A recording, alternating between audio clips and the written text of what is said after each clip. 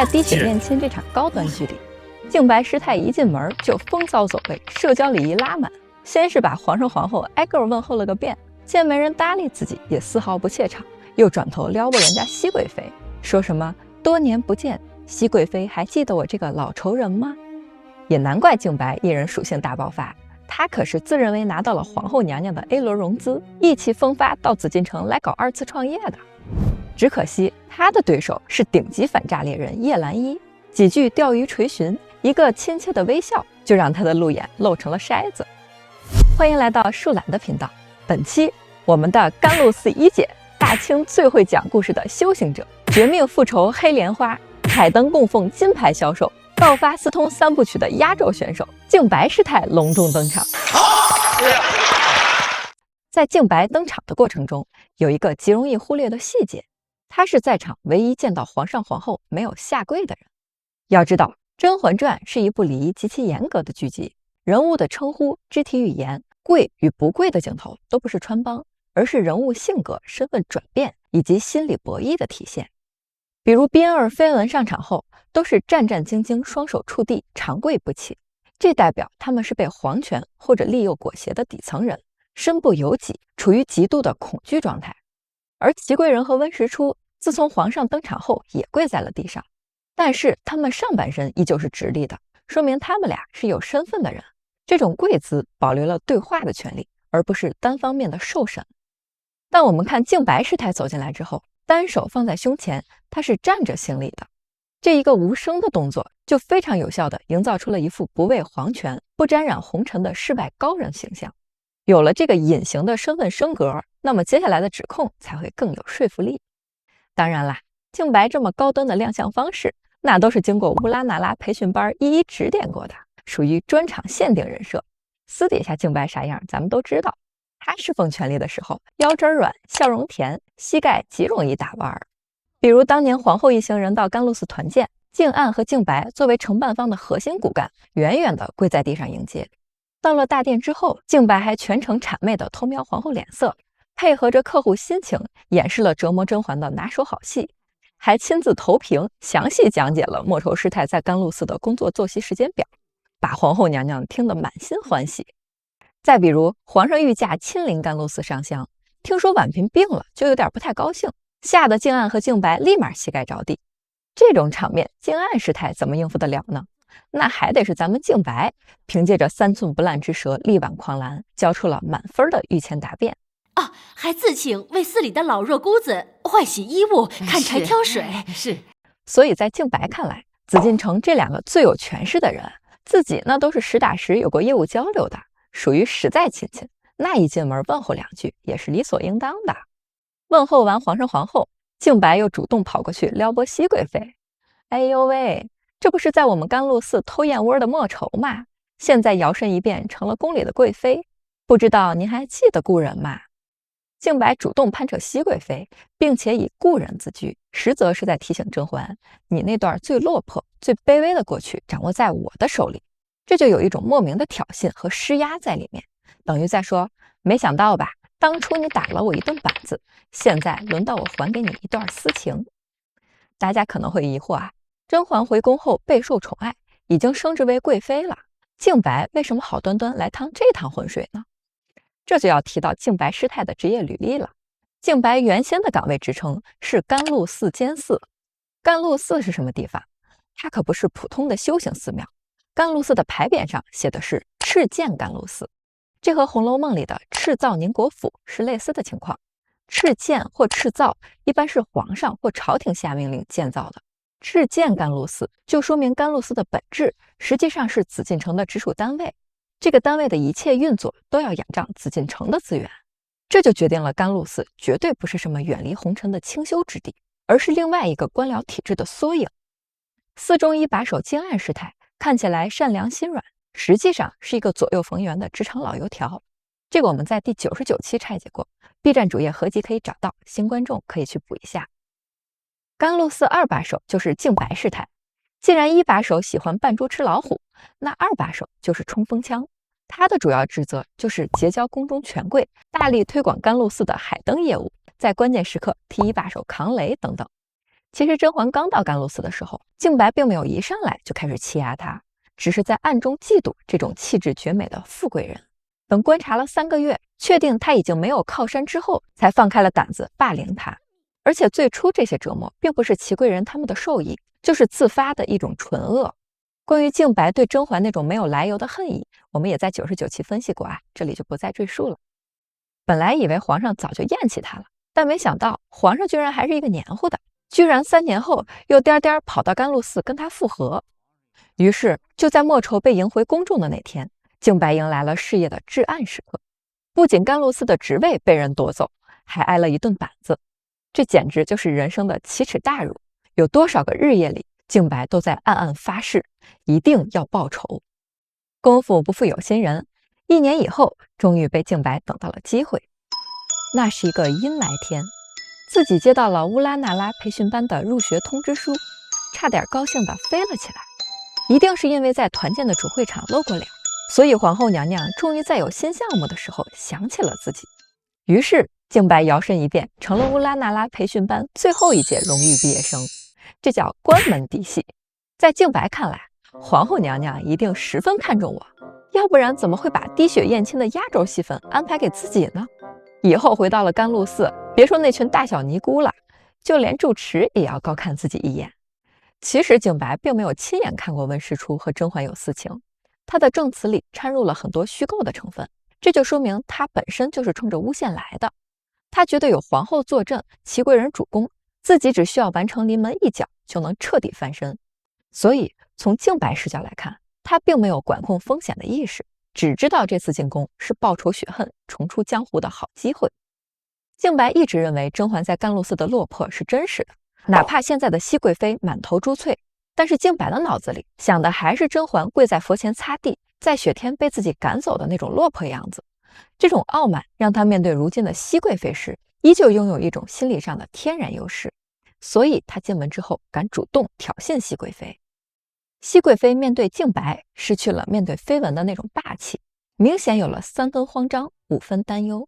靖白的現身標誌着熹貴妃戰隊迎來了滴血驗親的第2次重大危機。熹貴妃害怕其實是有原因的，緋聞只是永壽宮的小宮女嘛，她的生杀大權是掌握在甄嬛手裡的，但靖白卻是她在甘露寺黑歷史的見證者。在甘露寺3年是甄嬛身份最尷尬最卑微的時刻，靖白見過她最落魄的樣子，這種心理上的劣勢也會讓甄嬛下意識緊繃。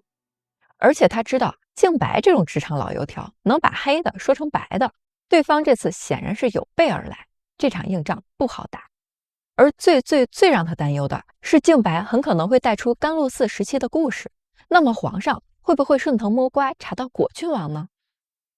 所以熹貴妃強裝鎮定，給皇上以及在場的隊友們闡述了一個事實，就是這個尼姑曾經因為品行不端被我打過一頓板子，她的證人證詞會夾帶私人恩怨。而靖白師太口齒伶俐，說熹貴妃賞的一頓板子倒教會了嬪妮說實話。編劇的遣詞造句真的十分考究，一個賞字牽出了靖白非常複雜的心理活動。他是一邊回擊甄嬛的畫餅，告訴大家我對熹貴妃沒有私仇，我現在對權威十分有敬畏心。另一方面，他還巧妙暗示大家，熹貴妃在外面可是十分的囂張，經常利用權力責打無辜的修行人。之後，靖白也像緋聞一樣背誦了一段長篇小作文，他用出家人慈悲為懷的語氣為大家描繪了一段綠到發光的過往。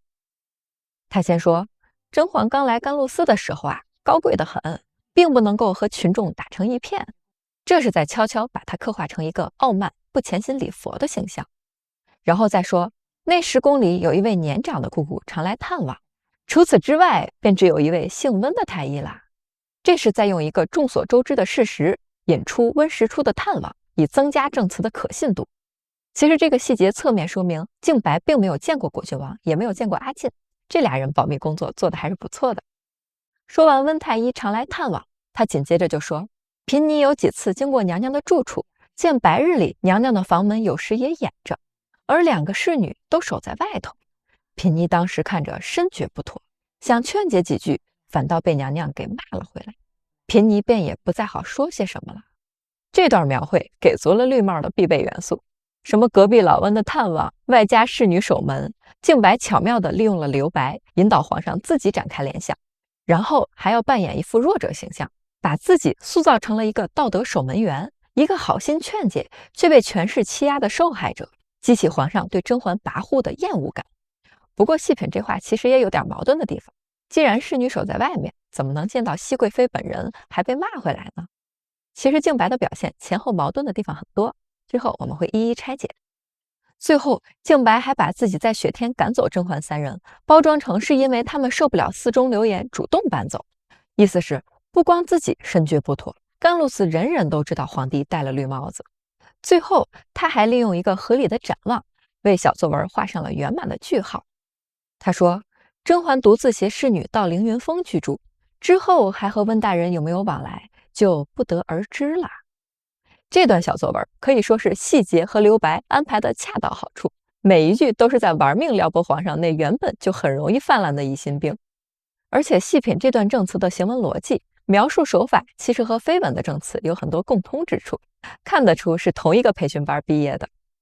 靖白在講故事的過程中，導演頻繁地穿插了眾人的表情特寫，熹貴妃戰隊一個個變得表情凝重，這和緋聞講故事的時候那種一眼看穿謊言的輕鬆有了明顯的不同。這說明攻破靖白證詞的難度明顯又升級了。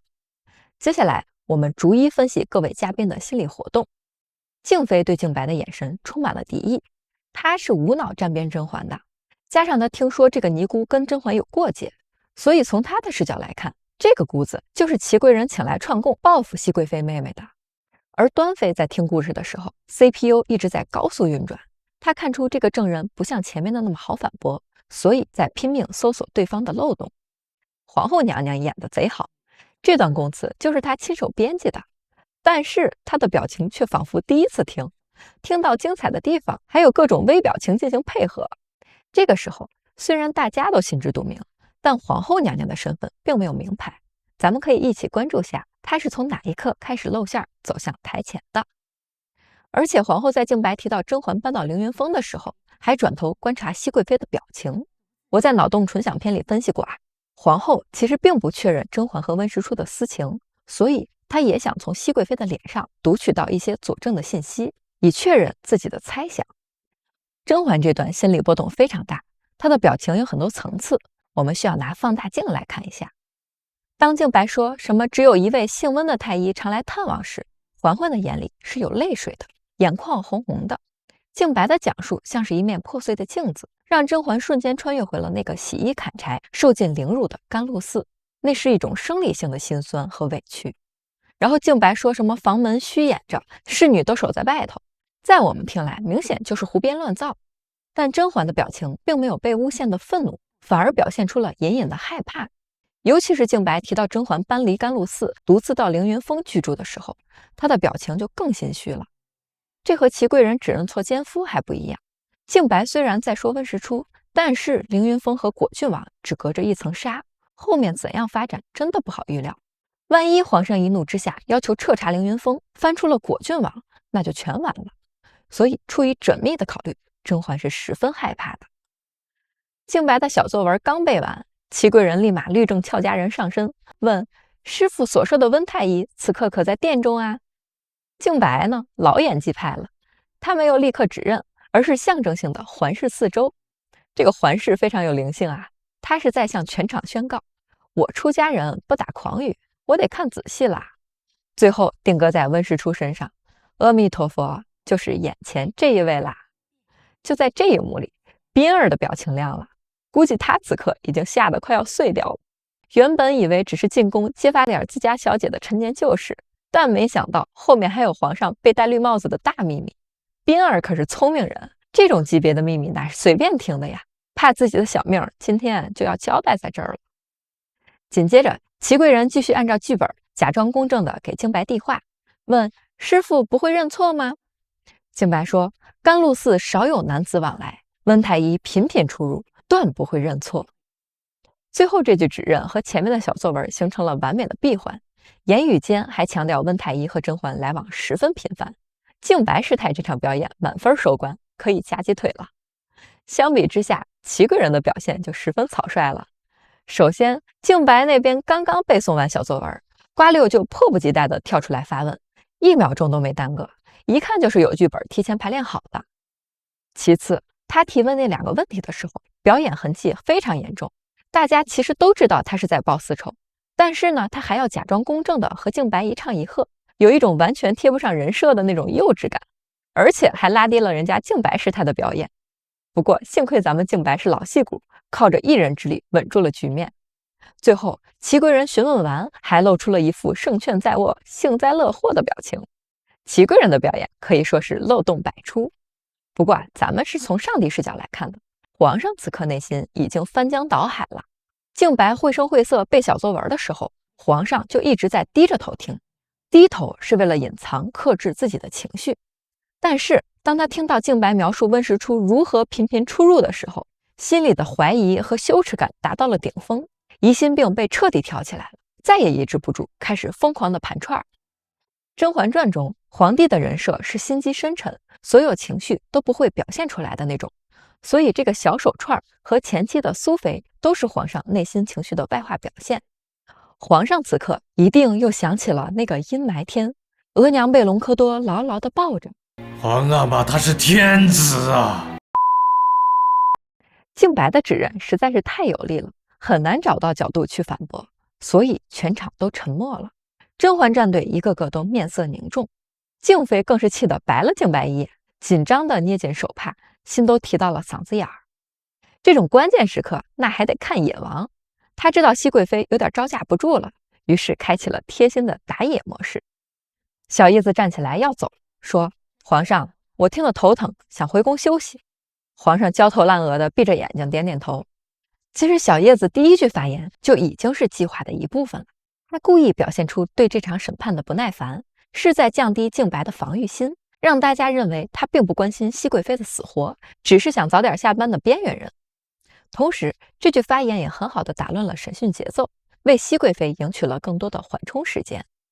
接下來，他開始最精彩的誘敵深入。小葉子對付靜白的套路，和上期咱們分析熹貴妃對付緋聞的套路如出一轍，甚至在邏輯上還更近了一步。大家看，小葉子明明已經被批准了離席，卻偏偏不走，而是轉身假裝好奇的和靜白搭話，說：“師父是在甘露寺修行？”這是一句廢話，甘露寺那都說半天了，小葉子還要問，那就說明這句話是有坑的。他要先表現出對甘露寺的向往和不了解，和靜白熱絡一下，然後再尋找破绽。靜白這種職場老油條，看到寵妃對自己說話，立馬展現出了頂級社交禮儀，說：“有勞貴人垂詢。”是的，這一開口就露出了第一隻馬腳。從滴血驗親前夕，槿汐和甄嬛的對話可知，靜白以講經的由頭在宮裡住過一段日子。靜白是誰呀？那可是村頭最高能量的打工人。他進宮之後，立刻開啟了全方位的雷達監測。這個宮裡誰得寵，誰有權有勢，誰是軟柿子好拿捏，他早就打聽得一清二楚了。我們在小葉子剛出場那期分析過，他的人設其實是非常敏銳的。短短一個來回，他立刻捕捉到了靜白那種掩蓋不住的世俗勁兒，於是開始瘋狂給他戴高帽。你們修行之人值得尊重，難得進宮一趟。我平時一心向佛，現在得佛祖庇佑，享受了榮華富貴，所以想在甘露寺供奉一盞還願的海燈。從你的專業角度來看，我供奉幾斤比較合適呀？小葉子這招狠就狠在，他不跟你聊佛法，而是問大海燈。這個可就涉及到了甘露寺的營業收入。他深知靜白這種人絕對不是什麼老實巴交的修行人，既然是跟祺貴人勾結，那必然是利欲熏心。所以他是直接從靜白的貪婪和虛榮心下手，這其實和熹貴妃那句“你出來前可把正殿紫檀桌上的琉璃花樽給擦拭乾淨了”運用了一樣的套路。而且這倆人說話的表情都是帶着設陷阱的那種狡黠，不知道是受到了熹貴妃的啟發還是自帶技能，反正小葉子這一招真的是非常高明。一提到生意，靜白又觸發了被動技能，一秒進入了銷售模式。他先是欲蓋彌彰的表白一番，阿彌陀佛，我可是正儿八經的修行人，怎麼能張嘴談錢呢？平時我根本就不稀罕来紫禁城這种紅塵之地，唯一一次來還是在2年前，為了寶華殿這種神聖的地方诵經書。然後他再談錢。至於小主你剛才問的問題呢，你在後宮這麼得寵，本應該供個大海燈，只是小主位分只在貴人，每日供個2-3斤就可以啦。這段話情商拉滿，不愧是甘露寺金牌銷售。但是有個問題啊，小葉子為什麼不能供奉大海燈呢？在佛教的供燈習俗中，海燈一般就是长明燈，代表着那種光明和智慧，而大海燈一般是體量巨大，盛油非常多，可以燃燒非常时間，甚至是經年不息的那種燈盞。這一聽就要消耗大量的香火錢，這可是一筆不小的開支。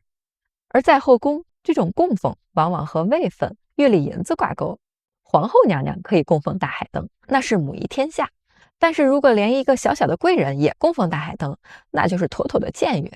所以靜白是在根據葉澜依的位分和寵愛，幫她匹配合適的消費套餐。聽到這些，野王露出了滿意的笑容。注意啊，野王笑了。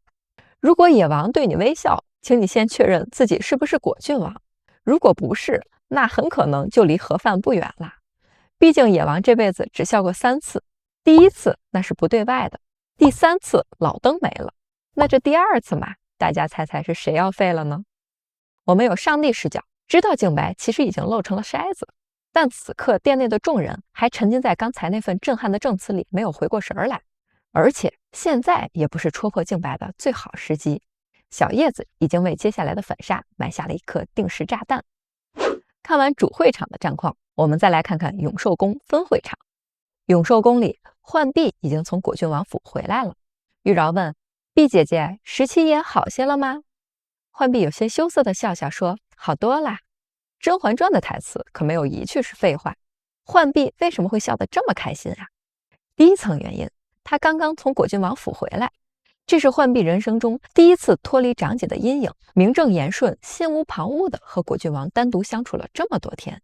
在那段日子裡，王爺只屬於她一個人，所以浣碧一直沉浸在一種幸福感裡。當然，至於浣碧和果郡王相處的好不好，質量高不高，王爺到底有多喜歡看風筝，我們在134期也詳細拆解過啊，新觀眾可以去補一下。浣碧這麼開心的第2層原因是玉娆的提問讓她有一種自己是果郡王府代言人的小確幸，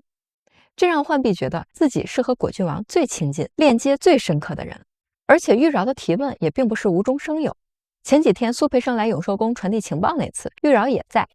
蘇培盛口口聲声說什麼果郡王生病了，碧姑娘該擔心了，玉娆一定听出了浣碧喜歡果郡王，所以此刻才會關心地問：“碧姐姐，17爺好些了嗎？”這不是關心果郡王，而是關心碧姐姐。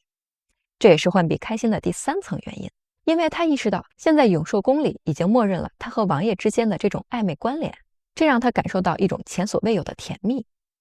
不過在浣碧內心深處，其實非常明白果郡王和長姐之間那種深度的聯繫，這種幸福感也讓她在悸動之餘，隱隱生出了一種對不起長姐的負罪感。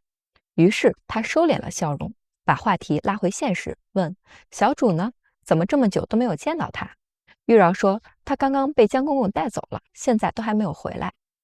浣碧正納悶呢，阿綠就神色慌張地衝進來，說：“